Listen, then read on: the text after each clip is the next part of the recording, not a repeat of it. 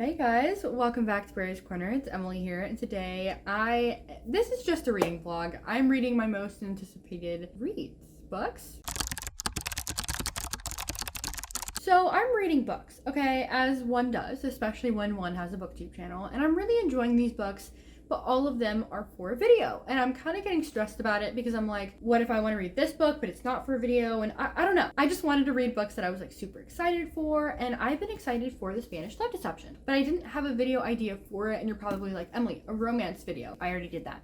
Book talk video. I already did that. So what do I use this for? But I really want to read it. I'm so excited. It is the end of my last semester of college. Goodness gracious, my first year of college, and I'm a girl stressed out. Finals are coming up. I have an internship coming up. There's so many loose ends that I have to tie up, and I just wanted a chill reading vlog. I have to have like a clickbait title, but like kind of like a theme that I can put this video in. So that's why I'm putting my most anticipated books. And honestly, they are. Like this one, I cannot tell you how excited I am. These are all books that I'm so excited about. They didn't fit into a category of a video, and this is gonna be such a chill reading vlog. So I'm gonna read a little bit of The Spanish Love Deception, and I will...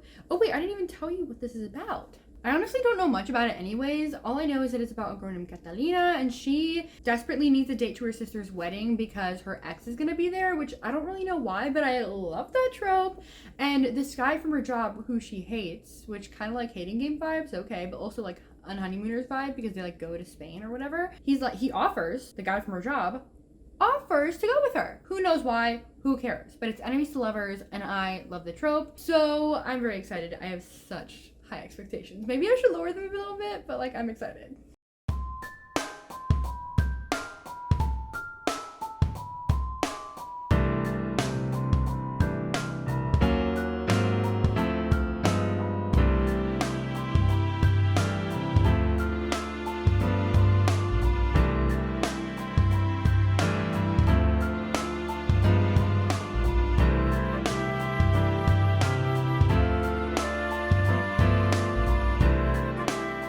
I'm so sorry, guys. I have done you a disservice because I'm halfway through The Spanish Love Deception and I haven't updated you guys, like literally at all. Honestly, because I've been reading it here and there, like it's not all at one time, and also I'm kind of conflicted on how I feel about this book.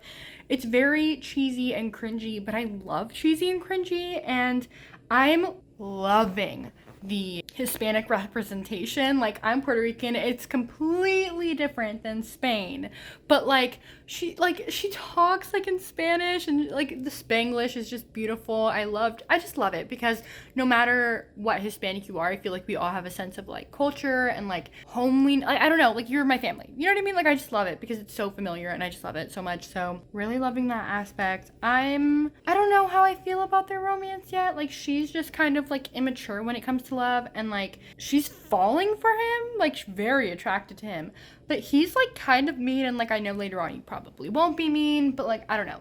I think it'll be a 4-star. It has potential to go up, but it's not like stunning, you know what I mean? But I'm not hating it. Like I'm enjoying it, but I don't know. Okay guys, I finished The Spanish Love Deception and I have very conflicted emotions, so I will ask for forgiveness because my emotions and what I say will be all over the place. Everything was kind of hot and cold with this book. Like the writing, there were some moments I was like, oh my gosh, I don't like the writing, and then there were some moments where I was like, the writing, like, okay, period, Miss Elena. Same thing with the pacing though. Like at the beginning, I was like, okay, the switch between hate to love was so quick, like literally how? But then once we were on the love train, I was like, the pacing, I am living for it, because it kind of happened over a weekend, so it didn't feel like it. It just felt like they had been together forever, and I love that feeling. The pacing was beautiful, but just like, how was it hot and cold with the writing, with the pacing? I felt like the main characters was really annoying in the beginning, but then at the end, I was like, period. I love her. I love her rambling. I love her as a person. I love the main character. Aaron, the boyfriend, hated him in the beginning. Like, I didn't hate him, but I was like, he's kind of a dick, like in the beginning. And then later on, I was like, I love you. It was just so hot and cold with this book. It's definitely not a 5 out of 5 star book. I am giving it a 4 stars, but it's a very low 4 stars. Like, it's definitely not a 3 or a 3.5. It's definitely a 4, and I do think I'm gonna read it again. But like, if I'm gonna reread The Hating Game and I'm gonna reread The Love Hypothesis, those are gonna be higher on my list because This one was just, it's not average. It's a little bit above average. The ending though, okay, look, I love Aaron because he is so verbal, like with everything. He just says what he feels, like when he feels it, and I love it. Have you guys watched Bridgerton season 2? Like I know you have, with Anthony. That scene where he's like, and it is not far enough. You are the bane of my existence, the subject of all my desires. That was a horrible accent. Anyway, not the point. He has like a scene like where he just states a whole paragraph just like that. And I'm like, another version of Anthony? Like, I love it. He learned Spanish for her. Overall, 4 stars. It was a really good read, but not the best. Hello guys. It has been a while since you've last seen me. I'm actually moving out of my dorm right now. I did start a new book, Crush by Tracy Wolf. I'm 215 pages into it, which are just like, Emily, you haven't updated us in 215 pages? Guys, it's like almost 700 pages, so don't worry. We still got a lot. I'm about a third of the way through right now. Okay, if you don't know what Crave is about, it's basically a YA fantasy about this girl that goes to live at a monster boarding school and she falls in love with a vampire, and there's a lot of like craziness going on right now with the vampire's family and like whatever, and she's kind of stuck in the middle of it. And so in this book, I'm not loving it as much as the first one. The first one I give it 5 out of 5 stars. Like, it wasn't like the best fantasy book, but I was just obsessed with it. Like, I loved it. This one has the same vibes. Like, it has similar vibes, but in the last book it felt like a young YA, and this book feels even younger. Like, it's insane how young this book feels. We're getting a lot more of Hudson, who is the vampire boyfriend's brother, who's like really chaotic, and I kind of like it. Like, I kind of love him. Like, I know maybe I shouldn't, but like I feel like we're gonna like him later on. But I'm enjoying it. It's fast, it's fun.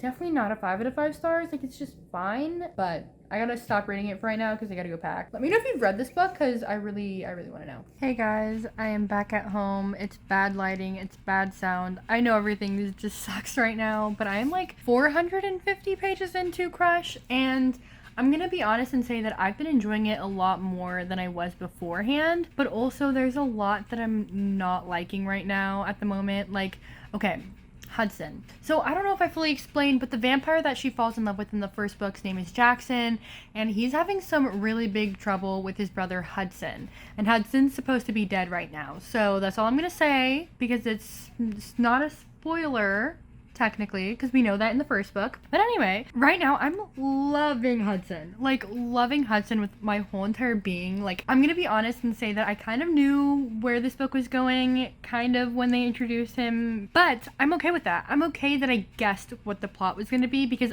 I want the plot to be this cute and cheesy. This book is so young, and I feel like the main character is just being like a pick-me girl. Like, I am not like other girls. It's too much sometimes, but it's whatever. I'm excusing it. Also, in the first book, there wasn't a lot of representation. This is where I was just like over it, guys, okay? This book, they made a character gay that we already knew before. And I'm like, okay, cool that you're trying to add representation. But for a lot of things in the first book was somebody like having a rivalry with them, and then also like that person flirting with the main character. Like, in the first book, it like just doesn't add up, and it makes me frustrated because I feel like they're just making this character gay just to make him gay, like literally. Also, the person that he's like trying to get over makes me mad. Like, I just feel like the author added it in just to, like, add a conflict. But I'm going to avoid that and just focus on Hudson and the main character. That's all I have to update you guys on right now. Guys, page 650 right now. The ending of this, okay, look. One thing about the last book that I actually have never talked about or like never mentioned to you guys is that I didn't really like the final fight scene like at all. Like, I really didn't like the final fight scene. The fight scene, like the ending of this novel, okay, Miss Girl stepped it up, because I want to keep reading. Like, my heartstrings are like being pulled. Hudson. Look, I'm not picking sides, but I am, because I want Hudson and her to be together, and I'm so sorry, but I do. Okay, so, oh my gosh. I should probably do a proper ending for Crush, but I finished.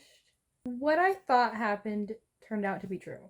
100% I knew it was going to happen, but am I glad that it happened? Yes, because I wanted it to happen so bad, and I knew it would happen. And like, I guessed a lot of these things, but do I care? No, because I loved it.